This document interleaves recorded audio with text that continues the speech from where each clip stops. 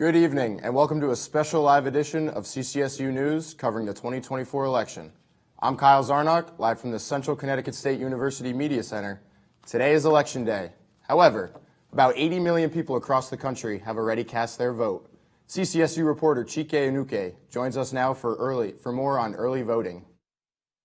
That's right, Kyle. This election created history with early voting for the first time in Connecticut. Nearly 750,000 people have already voted. For the first time ever, residents in Connecticut are voting early for an election. Early voting allows residents to vote in person for a candidate of their choosing.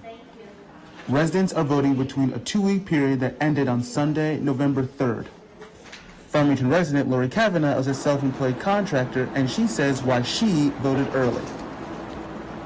It was a pretty spontaneous decision, actually. I was driving home, going to the library, and I saw the signs, and I thought, I might as well get this over with now instead of having to stand in line on Election Day. It was not premeditated. It was pretty spontaneous. Meanwhile, another resident, Matt O'Connor, a data analyst, says he will vote early again in future elections. Absolutely. I think it's very important for all 50 states to have early elections. It enables people to be able to vote. It makes it more easily available for many different people. To vote early in future elections, residents can find out where their local poll is located by going to their town's website. Reporting for CCSU News, I'm Ccsu. Well, with the election here, many call it crucial or pivotal, but a recent trend shows higher voter enthusiasm taking a dive. CCSU reporter Jamison Lynch shows us how this may affect students on campus and how they vote. It's that time of year for falling leaves and Halloween decorations, but also election promotions scattered over people's yards. And some say this election year is different and one of a kind.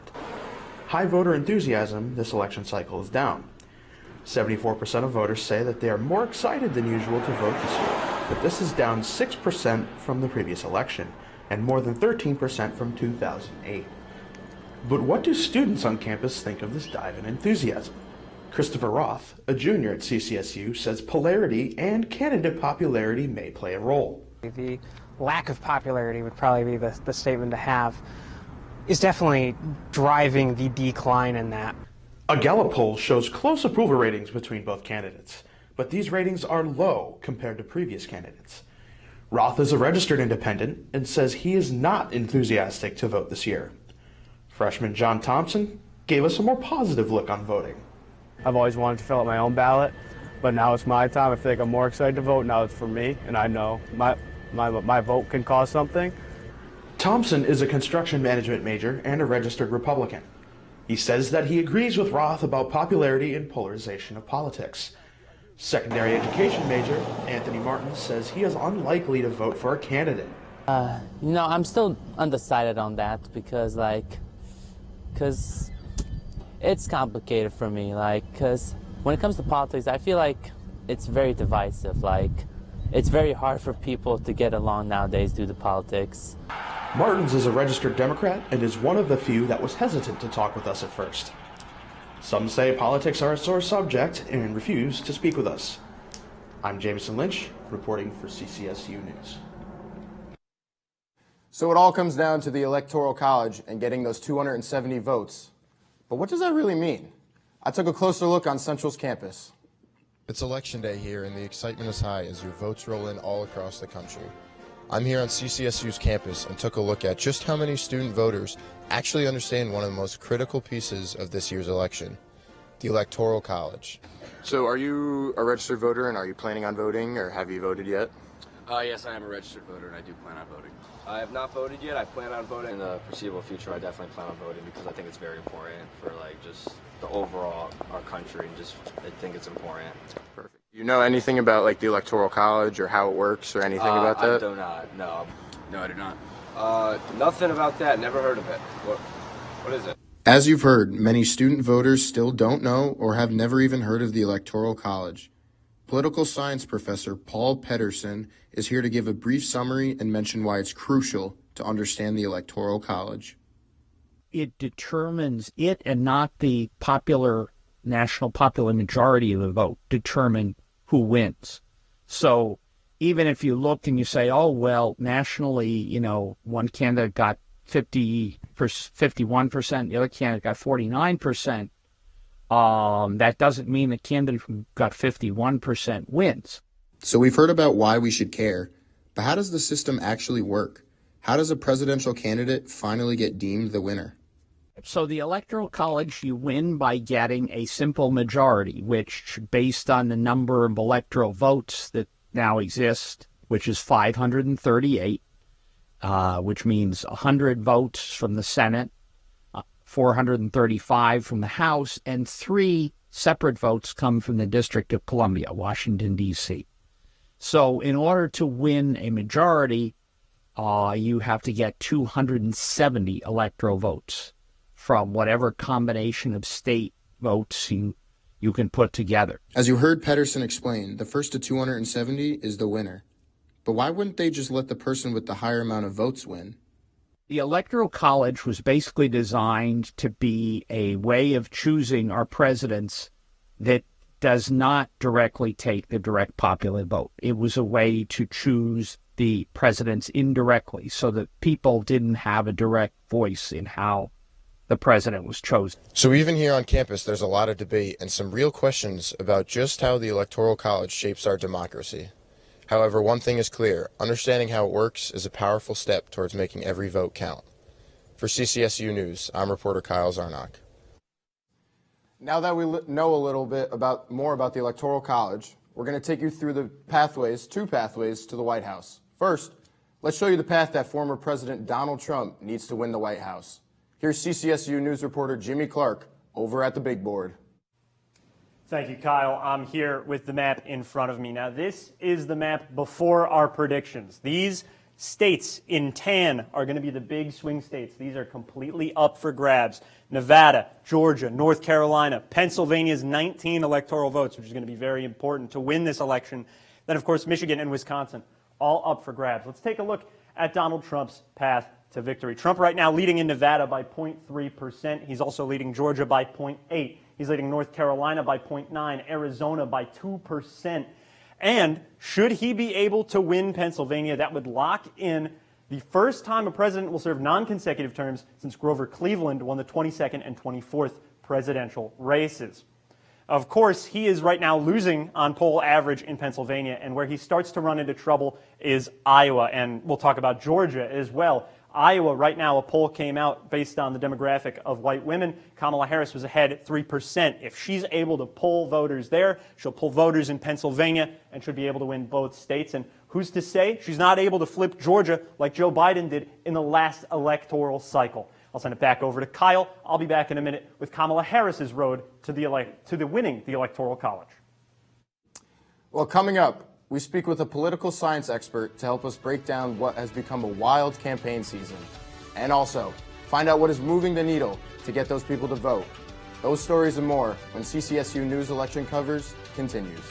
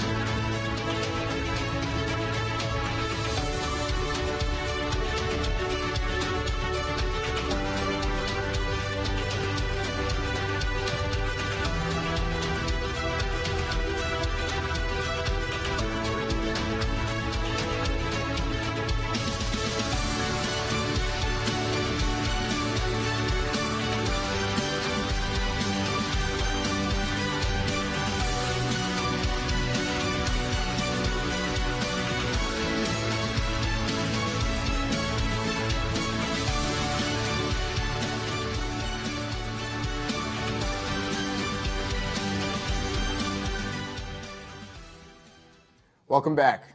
We're joined tonight by Dr. Robin Smith, chair of the Political Science Department. Dr. Smith, thank you for joining us. We know today and this whole season has been your Super Bowl of sorts. Thanks for taking your time out of your day to join us. Let's get right into it. So, how did we get here? Like, what made this election so pivotal, critical, or some say history-making? So I think when you talk about history-making, we're looking at a campaign in which it is possible that we will elect the first female president of the United States, the first Asian American president of the United States.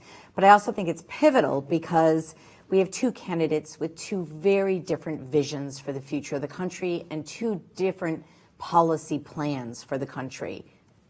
So before we get into the next question, we want to play you some clips from the final days of each of the candidates' campaign trials. Let's take a listen. Is ready for a fresh start, ready for a new way forward, where we see our fellow American not as an enemy, but as a neighbor.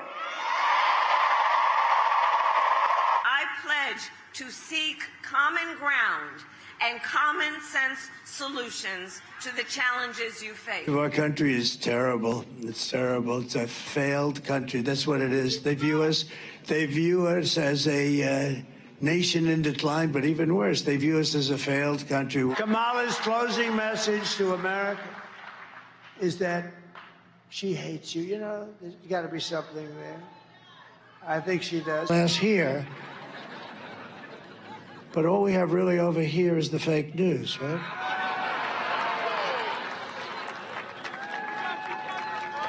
And to get me, somebody would have to shoot through the fake news. And I don't mind that so much, because I consider myself to be the father of fertilization. It's a very demonic party. I come in, and here's the problem. Our questions to the expert. Why those types of messages from them? Was it strategy? Was there any date involved, using like a certain tone? What do you think? I think in the closing days of the campaign, the Harris campaign figured out that a message that was more forward-looking and more optimistic was going to draw in more voters. Whereas I think the Trump campaign decided in the closing days to really focus on a message of fear and disenchantment with the system that we have now and looking backwards. And I think, again, it was both candidates were trying to appeal to the voters that they thought would be most likely to support them. So, Dr. Smith, we spoke to voters on campus, and we want to play you some of that as well, and ask you about their responses. Let's go to that.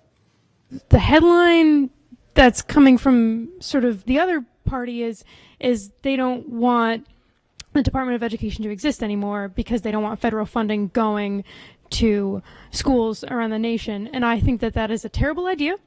And I think that the Democratic Party wants to defend education. For me, that's the most important. That's what I'm voting for, is education. I think I'm going to be going for Kamala. I think we need a new change of thought process. She's not the youngest person out there to choose from, but she definitely has more new growth mindset idealisms, I feel.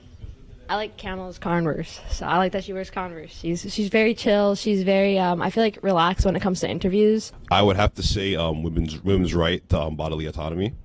I'm voting for Vice President Harris because I feel she's the best candidate to uphold these rights, along with a lot of other issues I align with her on. I'm voting for Kamala Harris, only because I can't see 4 more years of Donald Trump being anything good.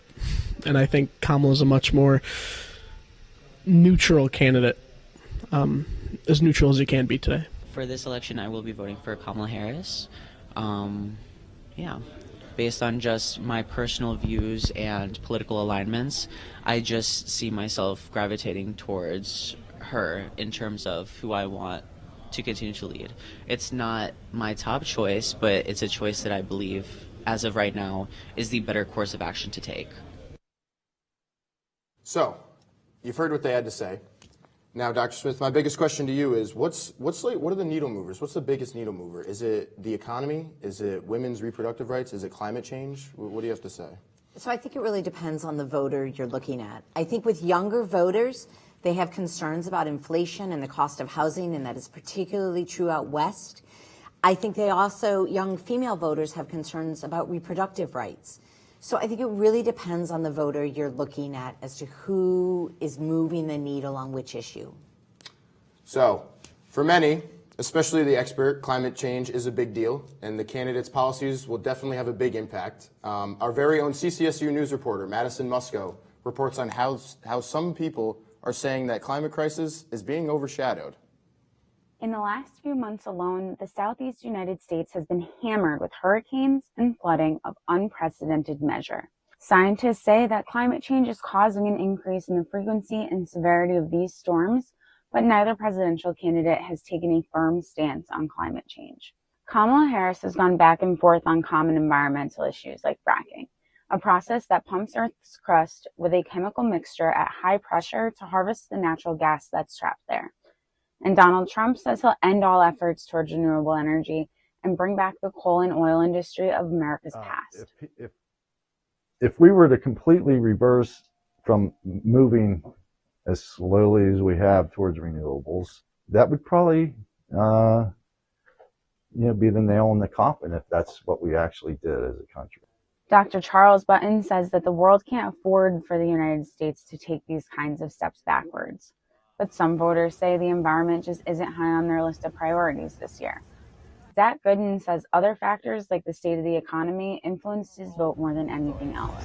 The environment plays a little bit of a role. I wouldn't say it's my top concern, but it's definitely a concern I worry about. In fact, the economy took the top spot for voter priorities in a poll by the Pew Research Center. Camille Howe says she's environmentally conscious, but when asked if climate change played a major role in her vote, I mean, honestly, no. I knew based off of other information that I gather. Howe says that she wouldn't vote for someone who blatantly disregarded climate change, but that her pick hasn't spoken at length on environmental policy either. The same poll put climate change at the bottom of the list, with 33% of voters saying that while it's important, it's not their biggest concern. Button says that people are apathetic toward issues of the environment, and that even if everyone did what they could, There are possible solutions to unrolling renewable energy on a much bigger scale, but our political system and our economic system doesn't embrace what those things could be. scientists like Button say the effects of climate change will be irreversible if we give up on what little we're doing as a country. We're so far down the climate change road that would be enough just to seal the deal. Adding to the already high stakes of the 2024 election. I'm Madison Musco, CCSU News. So, Dr. Smith, we can ask all the questions we want and listen to everything we want to, but the real question is the real dirt. When do you think we'll have the results? When do you think we'll know? Well, I wouldn't stay up late tonight. I think it's going to be a day, 2 days, maybe even longer if it's as close a race as everyone is predicting. Well, thank you, Dr. Smith, for taking your time out of your day to join us. Coming up next, diversity is playing a role in some people voting for former President Donald Trump and others voting for Vice President Kamala Harris. And hi, I'm CCSU News reporter Maria Caceres in Hatfield, England. I'm bringing to you the reactions of the U.S. presidential elections from across the pond.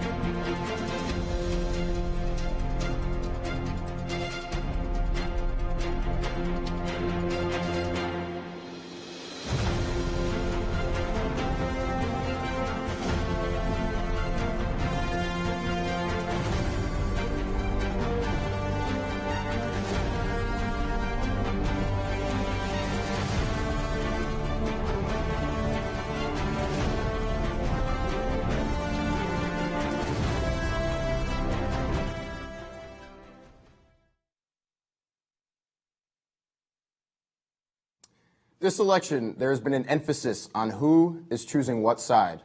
CCSU reporter Elijah Hernandez tell us why some Black and Hispanic voters are favoring former President Donald Trump. In the last few months alone, the Southeast United States has been hammered with hurricanes and flooding of unprecedented measure. A key factor in the upcoming election is how each candidate deals with certain policies. Who is going to fix the economy and put more money in your pocket? Or who is going to ensure the safety of our country?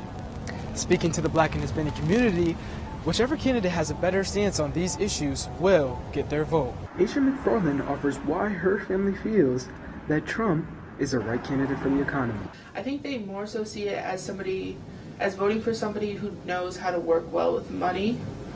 I've had conversations with some of my family members, and they've talked about how economics was better when Trump was in office rather than how it's doing now with Joe Biden and Kamala. According to the Pew Research Center, 66% of U.S. citizens registered and voted in the 2020 election. Of that number, 25% were either Black or Hispanic.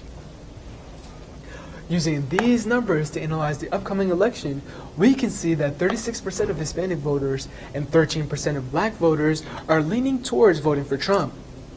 Here at CCSU News, we went out into the community to see if this slight increase in support for Trump adds up. Jaquan King is an Afro-Latino resident of Hartford saying Trump's goal is to unite, not divide. I feel like from what I've seen on social media, Trump seems like he's a little bit part of the Black community and also part of the white community. Like, he does little things. He's trying to bring us together a little more instead of trying to separate us like other presidents would. Jabari Hines is a 22-year-old resident of New Britain, and he speaks on the negative impact of the media. His stories, his taxes, all that stuff. He got a lot going on with himself, Even though he's a good man, you can't judge nobody, but the news and all that put a front on them and all that, so, This election is expected to be close. Elijah Hernandez reporting for CCSU News. While on the topic, the impact of Latinos on the presidential elections is more significant than ever. Casey Mateo tells us why some CCSU students support Kamala Harris and not Donald Trump. Every year, about 14 million Latinos in the United States become eligible to vote. According to the New York Times, more Latinos are now supporting the Republican Party. In 2016, Latino Democrat supporters were around 68%. Now they are at around 56%. Despite those changes, there is still a large crowd of Democrat supporters. CCSU student Paola Torres from Puerto Rico tells us why she will be voting for Kamala Harris. So I think she's trying to connect with us on our level a little bit more, and she's going to places that are populated with us, with Latinos and minorities, and just expressing her point of view and things, and it's just going effectively. According to the Pew Research Center, 57% of Latino registered voters say they would vote for Vice President Kamala Harris, and 39% would vote for former President Donald Trump. Angel Santana, a CCSU student from the Dominican Republic, tells us why Harris and not Trump. The Democratic Party will have a greater effect on the middle class and helping the lower class, and I'm not as focused on the Republicans' work of propelling the higher class. Juliano Vargas, a CCSU student from Bolivia who says he voted early, also tells us why he won't be voting for Trump. Well, his view against Latinos, honestly, with the border, how that's affecting a lot of people, especially Latino community. According to the Pew Research Center, Latinos continue to expand and be an influence on elections. Ednitza Algarin Garcia, a CCSU student who is Puerto Rican and Dominican, tells us reasons why. We stuck to small places, you'll see more in Florida, you'll see more in Texas, but then now Latinos are really spreading out, especially towards the Midwest. So I feel like that's really influencing because we are becoming a part of diverse populations. According to the Pew Research Center, Latinos are projected to account for 14% of all eligible voters in November 2024, being a new high. Latinos are the largest minority group in the U.S. and continues to be one of the fastest growing. This has been Casey Mateo reporting for CCSU News. We've seen how different groups are voting for different candidates. Let's go back to Jimmy Clark at the big board one more time just to see that path that Democrats have to take to get to the White House. Thank you very much, Kyle. And of course, we talked about former President Donald Trump's road to victory. So let's take a look at Kamala Harris. Again, we said earlier in a poll that had come out recently, wasn't included in the polling averages by 538 run by ABC News. She had a 3-point lead in Iowa. According to 538, Donald Trump is leading by 8%. That's a big lead. Although she is leading by 0.2% in the state of Pennsylvania, that is what she needs to win this election. She would get to 270. Trump would have 268. But of course, if she manages to flip Georgia and potentially flip Iowa, that's the whole ball game. We'll send it back now to Kyle Zarnock at the desk. And finally tonight, all of us in the U.S. are watching closely for the results. But we're not the only ones. Let's send it across the pond to the United Kingdom to CCSU News reporter Maria Caceres, who shows us how the election has the world's attention. Hi, I'm CCSU News reporter Maria Caceres. I'm studying abroad right now at the University of Hertfordshire in Hatfield, England. The elections in the United States are creating a lot of buzz here in the UK. Some students here are watching to see who will win the White House. My name is Oliver Bates. I'm 19. I study history and international relations at the University of Leeds. Bates says this year is a very close race in comparison to the past. It's a coin flip. Pretty much, it's a coin flip. Like, even if Trump loses, like, he's changed the Republican Party so much, I don't see if there's a good way to come back from that in the near future. Since the end of World War II, America's kind of run the world, like, in one sense or another. Like, they helped set up the UN, they put themselves in the Security Council.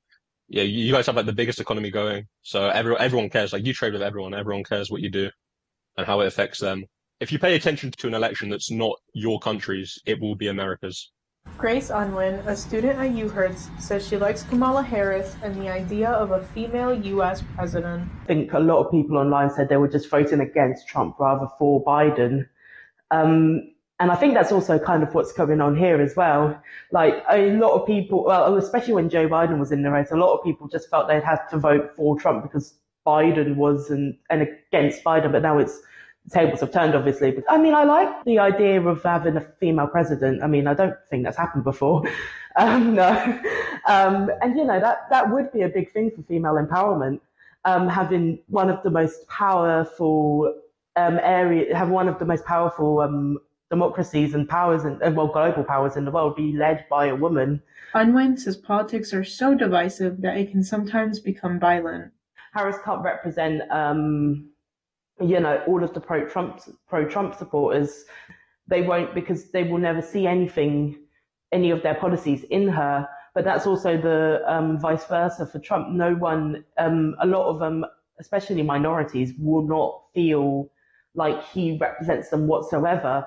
And that could lead to even more kind of like instability and they won't, and it's not going to be very united. As you can see, this is more than just in the U.S. The eyes of the world are on the race to see the impacts. We'll keep you posted on the reactions from across the pond. Reporting to you from UHertz, I'm Maria Caceres. Well, that is all we have for tonight. Thank you for joining us in this live broadcast. To keep up with CCSU Journalism Department, check out our Instagram page at CCSU Journalism. From Central's Media Center, for all of us here at CCSU News, I'm Kyle Zarnock. Have a great night.